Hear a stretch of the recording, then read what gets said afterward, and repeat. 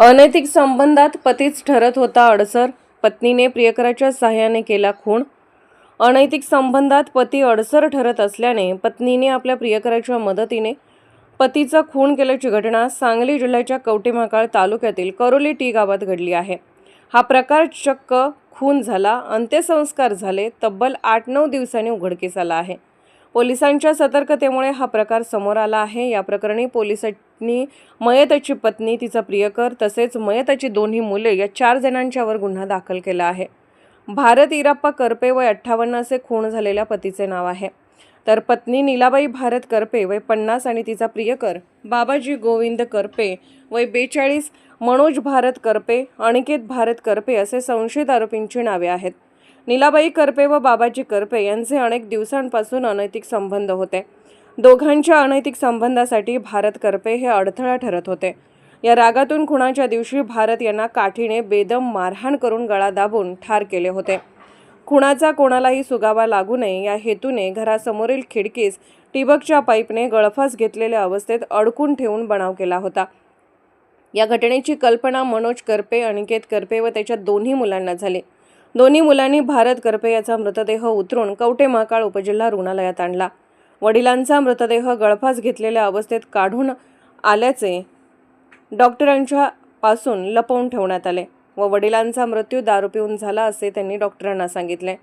डॉक्टरांनी विच्छेदन करण्याचा सल्ला दिला, मात्र त्यांनी तो न ऐकता वडिलांचा मृतदेह करोली टी येथे घेऊन गेले व नातेवाईकांना बोलावून मृतदेह जाळून अंत्यविधी उरकण्यात आला आहे।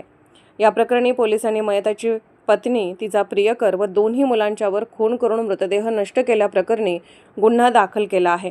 मी प्रवीण कुमार कांबळे, पोलीस निरीक्षक, कवठेमहांकाळ पोलीस ठाणे।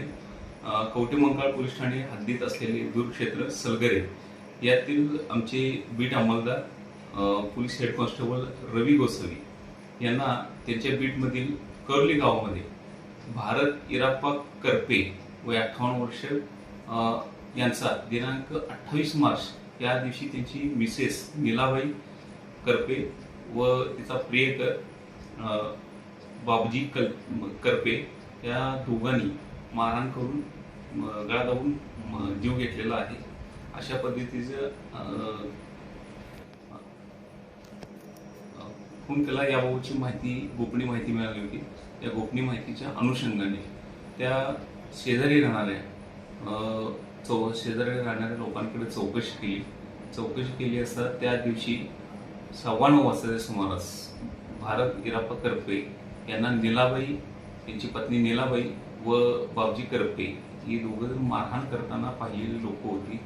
तसेच त्या दिवशी मारहाण केल्यानंतर त्यांना त्यांच्याच भावाच्या घराच्या खिडकीला गळ्यामध्ये ठिबक सिंचनाचा पाईप लावून गळफास लावून बनाव केला होता, गळफास लावण्याचा बनाव केला होता। मात्र त्या ठिकाणी रोहन साळवे हा मुलगा वॉशरूम करता गेलेला असताना त्याने ते पाहिल्यानंतर त्यांना परत इथे हॉस्पिटलमध्ये आणलं। हॉस्पिटलमध्ये आणल्यानंतर इथे ते दारू पिऊन मयत झाले अशी खोटी बतावणी केली व त्यांचं पीएम न करता परत नेऊन त्यांचं प्रेत 4:30 वाजता दहन वगैरे केलेलं होतं। ही गोपनीय माहितीच्या आधारे खात्री केली। यावरून असं झालं की नीलाबाई तसेच बाबाजी करपे या दोघांमध्ये अनैतिक संबंध होते। अनैतिक संबंधाला कुठेतरी अडथळा येत आहे भारत करपे यासाठी त्यांना मारहाण केली होती, काठीने मारहाण केली आणि परत नीलाबाई यांनी त्यांच्या गळा दाबून तिचा मय झाल्यानंतर, हालचाल थांबल्यानंतर त्यांना नीलाबाई आणि बाबाजी या दोघांनी उचलून गळ्याला ठिबक सिंचनाची पाईपमध्ये लावून खिडकीला अडकावून गळफास लावल्याचा असा बनाव केला होता। आणि त्यात सामील त्यांची मुलं देखील, त्यांना ही बातमी तिच्या आईने सांगितली होती।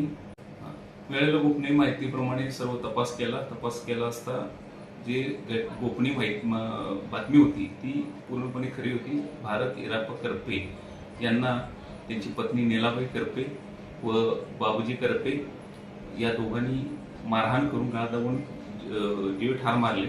तसेच त्यांची मुले अनिकेत करपे व मनोज करपे यांनी ते त्यांची प्रेत विल्हेवाट लावण्यासाठी त्यांनी मदत केलेली आहे असं निष्पन्न झाल्यानंतर त्यांच्या विरोधात कवठेमंकाळ पोलीस ठाणे गुन्हा नंबर 131/2026 BNS कलम 103(1) 238 3-5 प्रमाणे गुन्हा दाखल केला असून त्याचा तपास आम्ही स्वतः करीत आहोत.